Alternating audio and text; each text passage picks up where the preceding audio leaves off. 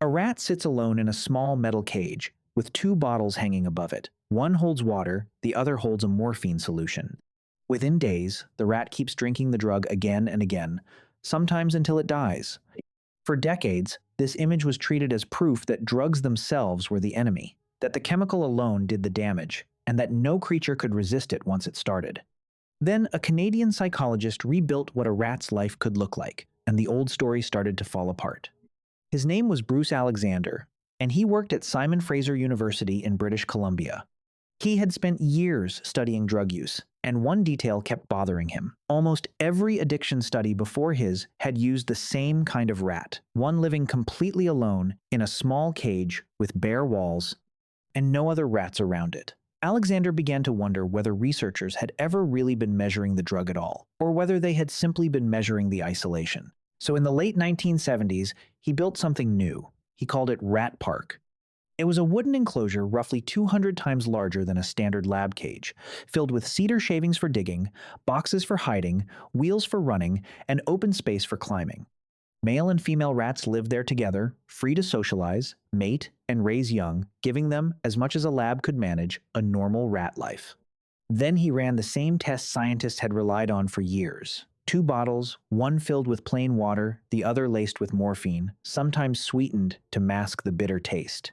He compared what the Rat Park rats chose to drink against rats housed the old way, alone in a small, isolated cage. The isolated rats drank the morphine water heavily, matching the pattern seen in decades of earlier studies. The Rat Park rats behaved differently. Most of them barely touched the morphine bottle, and even when the drug was sweetened to make it easier to drink, they still preferred the plain water. Even rats that had already been made dependent on morphine before moving into Rat Park began cutting back once they arrived, weaning themselves off faster than the isolated rats did. The results weren't identical across every rat, though. Female rats in both conditions tended to drink more of the morphine solution than males did, so the effect was never a clean, uniform switch. Still, the core pattern held up across Alexander's experiments through 1978, 1980, and 1981. Environment changed how much the rats used the drug, sometimes dramatically. This is usually where the story gets flattened into a slogan. Addiction isn't about the drug, it's about isolation. And give a creature a good enough life, and it won't need the chemical at all. That version spread fast, especially decades later when journalist Johann Hari retold it in his book and a widely watched talk, boiling it down to a single line. The opposite of addiction is connection. But that clean version isn't quite what Alexander's data showed, and it isn't what serious addiction researchers ultimately concluded either. When Alexander first tried to publish his findings, both Science and Nature rejected them, so the experiments appeared in smaller journals instead.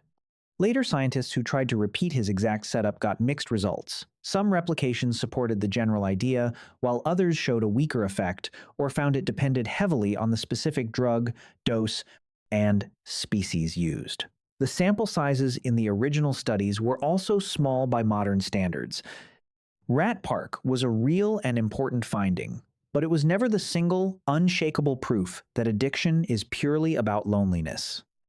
What actually held up, and what a much larger body of research has supported since, is more modest and, in some ways, more interesting. Environment matters. Social connection, stimulation, and a sense of purpose can measurably change how much an animal, and in many studies a person, relies on a substance. But so does genetics, so does brain chemistry, and so does the specific drug involved. Addiction turned out to be something no single cage, chemical, or explanation could fully account for on its own. Alexander himself never claimed the drug was harmless or that the cage was the whole story.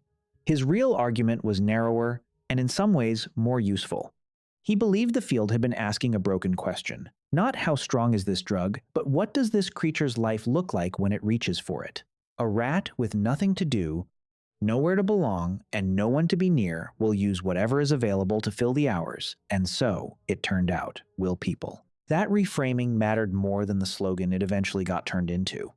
It pushed decades of later research away from treating addiction as a simple chemical hijacking and toward examining the whole life surrounding the person using the drug, including housing, relationships, work, and meaning, not as the entire explanation, but as a piece earlier studies had left out of the cage entirely. Alexander kept working on this question for the rest of his career, refining his experiments and pushing the field to take the environment seriously without pretending it was the only answer. He wasn't trying to prove addiction was simple. He was trying to prove it wasn't nearly as simple as a rat alone in a box had made it look. So, can a new environment really end an addiction, or does it just change the scenery around the same problem? That's a question worth sitting with before you assume the answer is yes.